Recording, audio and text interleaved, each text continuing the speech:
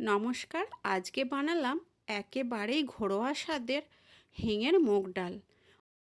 অল্প উপকরণে আর হিঙের গন্ধে এই ডাল অসাধারণ হয়। আমিষ বা নিরামিষ দিনে একেবারেই সহজ রেসিপি, দেখতে থাকুন। আমি এখানে 150 গ্রাম মুগের ডাল নিয়েছি। আর এই ডাল আমাদের বাড়ির চাষের কড়াই থেকে বানানো। আপনারা দোকান থেকে কেনা ডালেরও করতে পারেন।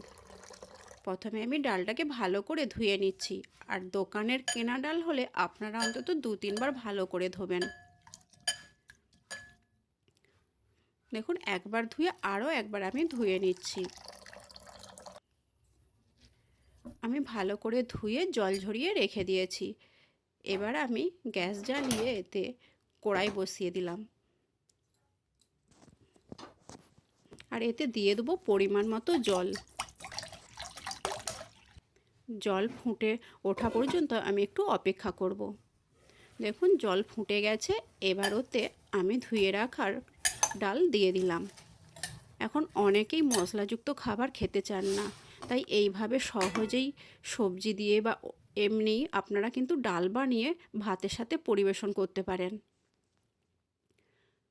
ডাল ভালোভাবে ফুটে গিয়েছে। এবার আমি এই ওপরের ফেনাটাকে তুলে ফেলে দেবো। আপনারাও যে কোনো ডাল বানালে এই ওপরের ফেনাটা তুলে দেবেন, তাতে ডালের ফ্লেভার বা ডালের স্বাদ আরও সুন্দর হবে।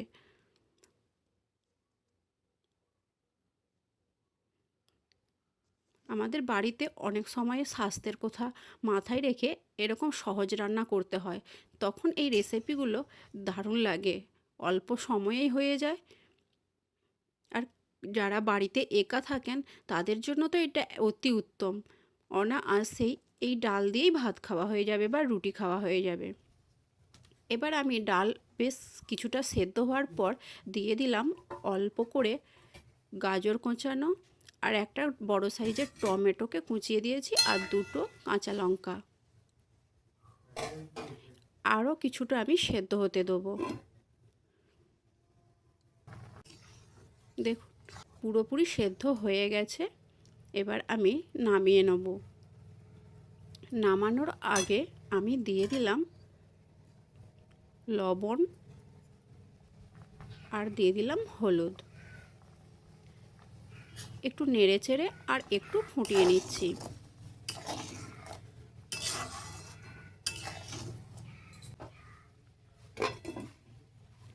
5-6 সেকেন্ড আমি ফুটিয়ে নিলাম।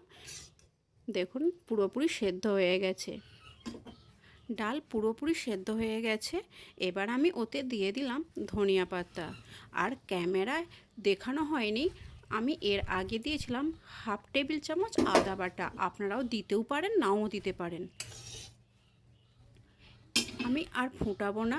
এবার ওটাকে আমি নামিয়ে নেব। নামিয়ে আলাদা পাত্রে রেখে দিলাম। আবার ওই কড়া আমি ভালো করে পরিষ্কার করে নিয়ে আবার গ্যাসে চাপিয়ে দিয়ে ওতে দিয়ে দিলাম সরিষার তেল। একেবারেই অল্প তেল। তেল গরম হয়ে আসলে ওতে আমি দিয়ে দিলাম একেবারে অল্প পরিমাণে হিং। হিং একটু ভেজে নিয়ে আমি ওতে দিয়ে দিচ্ছি ফোড়ন হিসেবে কালো সর্ষে, আর দিয়ে দিলাম 2টো শুকনো লঙ্কা। আমি আর কিছুই দিচ্ছি না। এবার আমি ওই ফোড়নে আমি ডাল ঢেলে দেবো।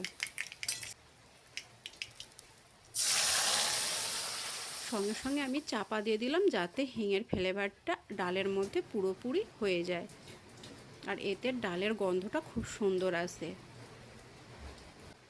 আর বেশিক্ষণ ফোটাবো না, আমি ওই 10-15 সেকেন্ড ফুটে নিয়েই আমি এটাকে নামিয়ে নিলাম। এবার আমি একটা বাটিতে ঢেলে নিচ্ছি। দেখুন কতটা সুন্দর হয়েছে।